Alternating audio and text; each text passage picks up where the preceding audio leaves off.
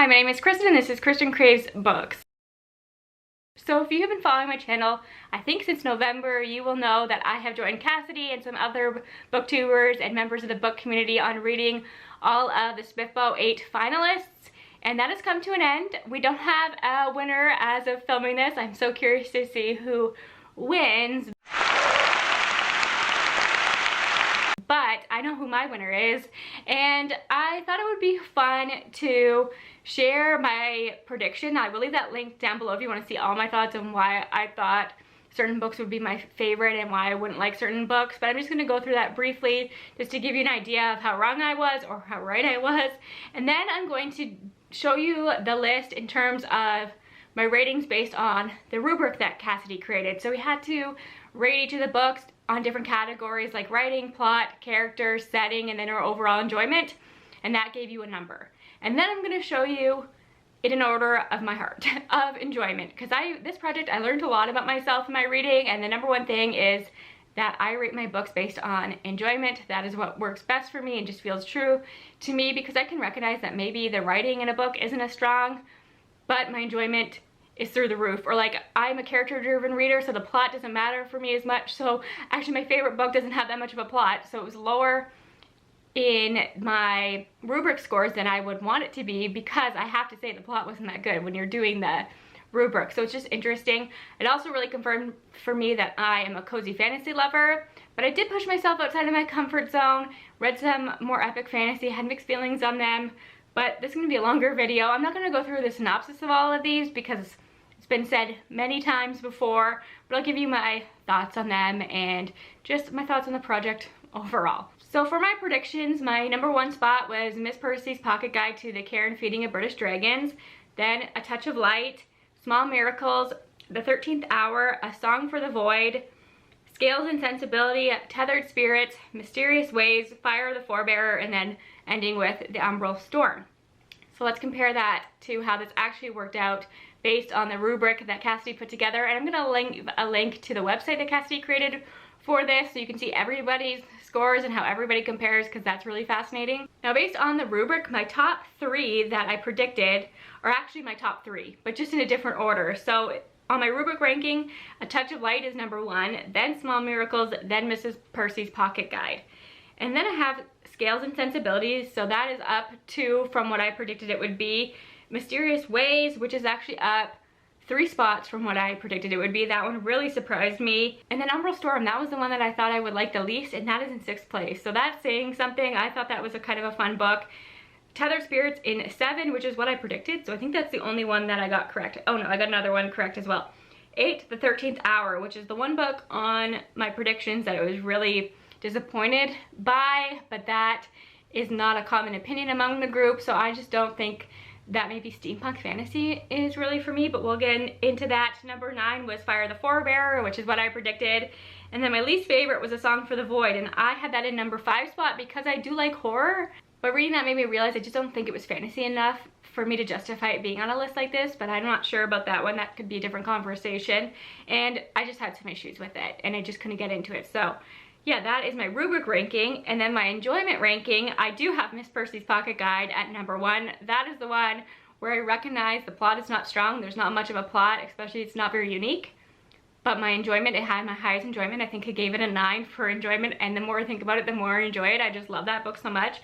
Number 2 was Scales and Sensibility. So even though in the rubric it's number 4, in terms of my personal enjoyment, it's number 2. I loved that book. Small Miracles is in 3rd spot, which is one down from my rubric rating, but that is where I predicted it would be, so that's kind of interesting. Mysterious Ways is 4. A Touch of Light is 5 in my enjoyment. So it's number 1 in my rubric ranking because I think the writing's strong, the plot's strong, the setting's strong, very interesting characters, all of that.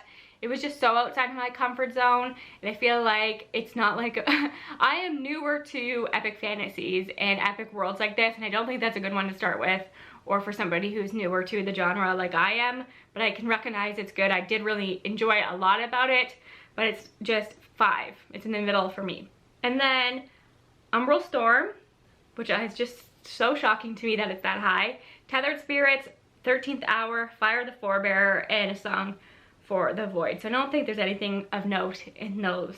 So I thought I would just go through my quick thoughts on all of these for you and just tell you who I think my winner is, who I know is probably not going to win, but the winner in my heart. And I'm going to talk about them in the order of my enjoyment because that's just what feels right to me. And some I'll have a lot to say about and some I won't, because a lot of these I struggled through. I cursed Cassidy a lot throughout this project for not allowing us to DNF. I just think the nature of when you have a list that's so varied like this, some are going to work for you and some aren't. And if you watch other people who did this project with me, their videos, we have complete opposite opinions, which kind of makes me think that it is a good list because certain parts of it are going to appeal to different types of fantasy readers. I like that we weren't all stuck in one genre. It was very broad.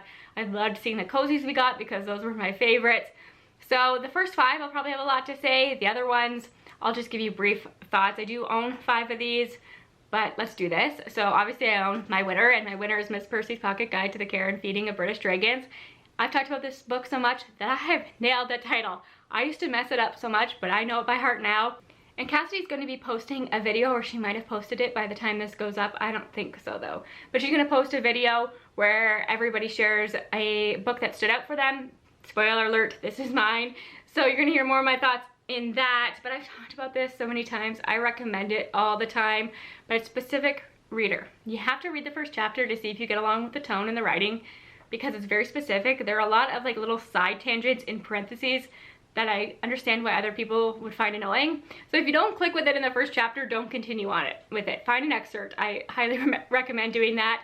This is very slice of life. The plot is slow. It's kind of boring. I loved it.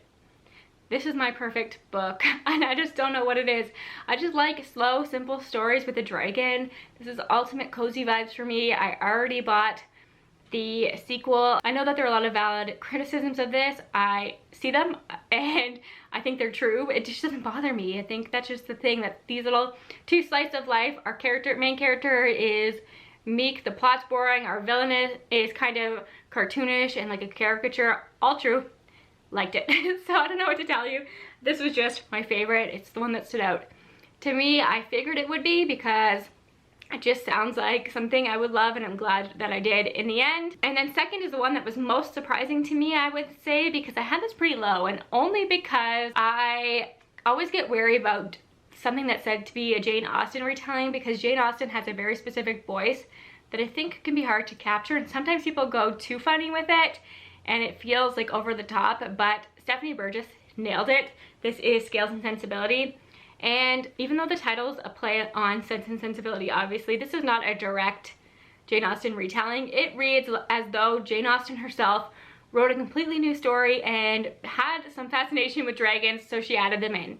And it works beautifully. I had so much fun. This is ridiculous, over the top, in a way that Jane Austen's books are, if you put dragons into it. And I just loved that owning a dragon in this book was like a status symbol. People in high society have dragons, and our main character is an orphan. Her parents have passed away, and she and all her siblings are sent to different family members. So she's living with her aunt, her uncle, and her cousin, and they all don't really pay much attention to her. She actually hates her cousin, and they don't get along, but her cousin has a dragon, and her cousin needs a dragon for a status symbol, but she can't stand it. And our main character ends up wanting to save this dragon, and goes to a place I was not expecting. There's a twist in the middle I was not prepared for, and you might think is ridiculous, but it works.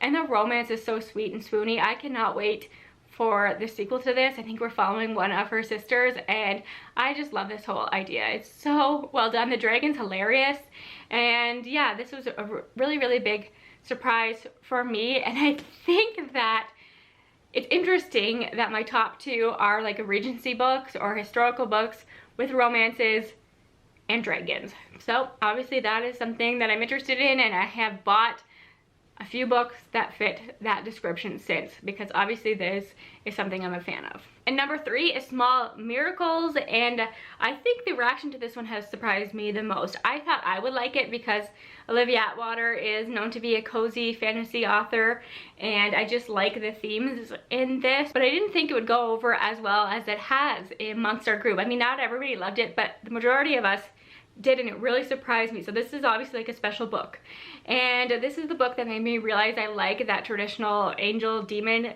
setup. There were footnotes in here, which is always distracting for me. I was skimming them by the end, but I think you kind of get the hang of them and you realize you don't need to read every single one. We're following a main character who is a fallen angel and doesn't really understand the rules of the angels, so you as a reader don't as well. There's like a point system and you get negative points if you indulge in things like chocolate, and her main character just thinks that's ridiculous because it is. So it's that kind of humor. And I would say that this is mostly character driven because it's set in our world. And our main character is sent down to Earth, or up, I guess, to Earth to kind of influence this human so that they get negative points and start doing things that aren't positive. But this character is so great that that's difficult for them. And I don't want to spoil anything else, I don't think, because there's a lot about where this went that surprised me and was really sweet and I really liked. So this is more character driven than anything, but the writing's beautiful. I need to try more from Olivia Water. I do have Half a Soul, but yeah, this is a strong number 3. I'm just so happy with my top 3. They're cozy fantasies. This about sums up my reading taste right here. So very strong top 3 for me. So these alone make me happy that I did this project, even though I struggled through a lot of the books, because I found some new favorites. These 2 are series I'm going to continue with. This is an author I want to continue with, so it was worth it in the end for me. I don't know why I'm acting like you don't know what's coming next, because I just told you my enjoyment, but this next one is one that really surprised me, and it also has that angel and demon setup that I've discovered I love, and this is Mysterious Ways by Abby Evans. And this is a sapphic relationship that I really, really liked. I think this one is pretty romance forward when compared to something like Miss Percy's Pocket Guide or Small Miracles, and I liked it. Our 2 main characters are very different. Isabella is pretty much her main character, and she's a commander in a place like heaven, and she doesn't really see things in gray. She's very black and white, good and bad. But something happens and it starts to change her view, especially of her job and people in power. And she just blindly trusts people in power. She thinks that everybody is good and has good intentions, and she's realizing maybe that's not true. And then we have a bodyguard named Theo, who is an absolute cinnamon roll, and he just follows her around, and he's so sweet and charming. And then she has a slow burn sapphic relationship with somebody that she's arrested many times, and this goes to places I wasn't expecting. We go to different dimensions and things, and I thought this was an interesting conversation about creationism in general. The ending really surprised me. I think there is a lot that you can do with this universe that Abby Evans has created, and I think that this is a series, so I would definitely continue on with this. I was really, really surprised by it. I don't think it's one that has like the best writing or anything, but in terms of characters, I liked it. The whole setup I liked. So yeah, this one was a complete surprise for me. Next up is A Touch of Light, and I had this one so high in my predictions simply because of Cassidy, and nobody can sell a book like Cassidy. She is really good at creating hype around a book, so I thought I would love this, and I did really, really enjoy a lot of it. As I said, I just don't think that this is a good book to start with as somebody like me who is newer to this kind of fantasy, especially because you are really just plopped into the story. There is not a lot of groundwork being done here. Maybe I should have read the prequel first. Let me know if you think that reading the prequel first helps with the setup of this, because you're just dropped right into the middle of a scene. Lots of murders and killings happening really early on. There's a lot going on in terms of the politics and discussions about religion that I thought were really interesting, but I had a harder time connecting to the characters than I would have liked, and I am, as I said, a character-driven reader, and I think this relies a lot on the plot, but interesting conversations. I just struggled to get a foothold in this story. I think it's one that I could probably reread in the future and appreciate a lot. I still really like it. I think that if you look at my rubric, I gave this high ratings in terms of writing. I think the writing's beautiful, the setting's really cool, the characters are interesting, all that stuff. Like the plot, this is very plot heavy. I think the plot is really good. It's just my enjoyment. I struggled with it a little bit, which is just something I'm getting used to. I know with a lot of fantasy you do have to struggle and go through. That's just not who I am as a reader, but I'm open to that. I just don't think that this was a good place to start for me, but it's really, really well done, getting a lot of love, and I think it deserves it, and this cover is cool. So I'm open to reading the prequel if you recommend it, so let me know. And then a surprise for me was The Emerald Storm. I was so intimidated by this book. It was the one I thought I would like the least, but I think the tone of this is what saved it for me. It was more lighthearted. There were some heavier things that happened, don't get me wrong, but it's more lighthearted than I thought, and it didn't feel like a slug like I was expecting it to. I really liked the 3 POVs that we got. I thought every character felt unique to themselves. I could recognize them all. I thought that the tone of this was really good. I think tone for this one is really what sold it for me and why I flew through it way more quickly than I was expecting to.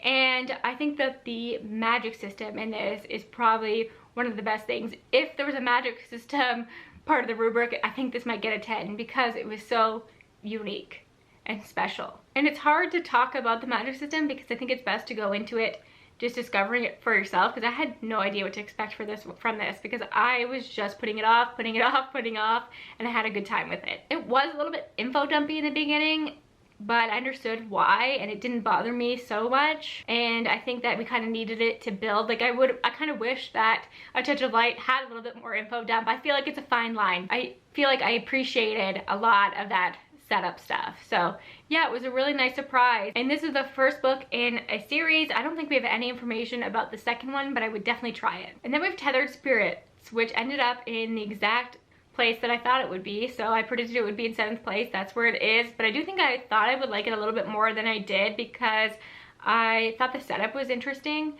My problem is I just learned over the course of the last couple of years, I don't like fantasies where the characters go on a journey. That is just not something that works for me. I find them tedious, and even though I liked all of our perspectives, I liked our characters, I especially liked some of like the little side characters that we get in here. I don't want to spoil it for you, but if you know, you know. There's some funny things happening in there, and I like the idea of having a character who dies and then is resurrected and doesn't remember anything about his past, and his friends are around him and have to kind of convince him that they know him and what happens to him. I think that's kind of interesting, but it's just the walking. It doesn't work for me.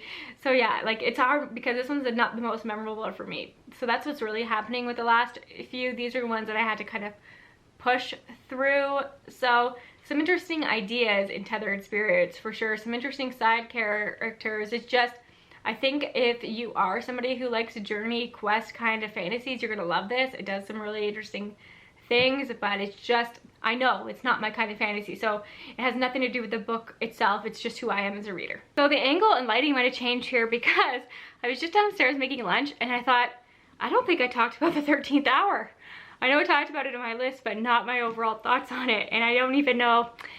I think that tells you about all there is to say for me in terms of how I felt about the 13th hour, which is surprising because I think this is doing pretty well among the official judges. And a lot of people within our group enjoyed this. I'm just thinking that this didn't reach its full potential for me. I love the setup in here. The character voices were very hard for me to tell apart. And I think part of it was I was listening to the audiobook because I tried reading it physically and was struggling with it at first, and then I realized there is an audiobook, so I downloaded it. But we get two perspectives in like alternating chapters, but I had a really hard time telling you who was who, and that was a struggle. But I liked the world in this. I do like the gods, but they do feel kind of cartoonish. I just think that there is so much more potential in terms of the world and how everybody interacts, and I just don't know if maybe I'm not like a steampunk gaslight. Is that, what kind of fantasy is this? The gas lamp fantasy, gaslight fantasy? It can't be gaslight, right? A gas lamp fantasy person, and you'd think I would be because I like historical fantasy. I like historical fiction. I think that time period in itself, or that whole idea, is kind of interesting, but I struggled with it, and I wanted to love it so badly. And it's just one of those books I read and haven't thought about since, obviously, because I even forgot to talk about it in this video. And also, like, I bought it before I read it because I was so sure I was going to enjoy it. So it's disappointing. It's sad for me. I know that this is the first book in a series. I probably will not continue on with it, but yeah, it's just too bad. A lot of potential here for me. It just didn't live up to it. And the reason that I am talking so quickly is because I actually have cereal with the milk in it, so I need to get going before that gets soggy. But yeah, just obviously forgettable. for me. So there you go. Fire the Forebearer also taught me something. I think I like talking animals in cozy fantasies, but in something like this, the talking animals were a distraction for me. I don't think I really knew there were talking animals going into this, but for some reason they took me out of the story, and this is the book that took me the longest to read. Of all the books on the list, this one is the one I struggled with the most. And I think this is a case where I could have really liked the characters because I liked the setup, and I think I would have liked like their interactions and all that kind of stuff, but they just felt kind of one-dimensional to me. And I don't know why that is, and I don't know if that is partly because of the mood I was in, or I was just struggling with the world building. I felt just wasn't really connecting to me, and it just felt so long. I don't know what to say other than that. It was just not the ideal book for me, and sadly that I think there was a lot of setup in here, and sadly this is the first book in a series, but the author has since passed away, so we won't be getting more from the story. So I'm very curious to see where she wanted to go from here and what this series was supposed to be in the end, but we will never know, and that's just kind of devastating. And then the last book, I don't really have much to say about. This is A Song for the Void. It is cosmic horror. I say this every time I talk about cosmic horror, but can someone explain that to me? What is cosmic horror? I just don't think I quite get it. But I think I put this in 5th place, I said, right? Let me check. Yeah, because I like horror. I thought I could like this. I thought I would like the idea of it being set in the China Sea and discussions around opioids and stuff. But I think some of this felt stereotypical to me, and I understood that this was like historical, but some of it just made me uncomfortable. I just didn't like the characters. I think I was distracted the whole time trying to recognize the fantasy of it all, and maybe if I had read this just on my own as a horror, it wouldn't have been so difficult for me, or I would have been more invested in the story, because I think my mind was just wandering more into how does this fit in a project like this or in an award like this. I don't know. Yeah, I struggled with that a bit. I will say that I think some of the character work in here is interesting. I liked that we got some really like deep introspection and character moments and stuff like that. I thought the mystery was kind of interesting, but I don't know that I liked where we ended up. So I don't know, my feelings about this one are so conflicted, and I wonder if I read it in a different moment for something different, if I could have liked it more, but I just don't think I would have picked it up on my own anyway, so it's kind of a moot point. But yeah, those are my thoughts. So I cannot wait to see everybody else's videos, and you can check out all of their rankings down below because we differ and nobody agrees on all of them. Let me just tell you that. So I think that's so fascinating. And if you have read any of these, let me know. If you also have read through the SPFBO books, which one was your favorite? I want to hear about it. And yeah, this was so much fun. I didn't really know about SPFBO before Cassidy asked me to do this. It's something that I will probably look at in the future because it made me realize that I really do love self-pubbed fantasy, and I'm now paying attention to it more. So I think that is a really big positive that came out of doing this project. And if you were looking to get into more self-pub stuff, I recommend checking out SPFBO. Not even just this year's, maybe check out some of the winners from the past. I don't know, I just think it's a great thing. And I end up falling down rabbit holes of finding more self-pubbed. A lot of the books that I own that are on my TBR are self-pubbed. So I'm so grateful that I did this project, even though I struggled through a lot of these, even though I cursed Cassidy many times. It was all worth it to me in the end because I just learned a lot about my reading. I am now a fan of self-pub stuff, and it was just fun to connect with everybody. So yeah, I look forward to seeing what next year's nominations are going to be. And if you happen to be a author who is self-publishing a book, I think that there's a day where that happens, maybe May 17th. I'm going to link you to Mark Lawrence's website so you can get all of the information, because I think it's a great undertaking. I don't know that the whole thing's perfect.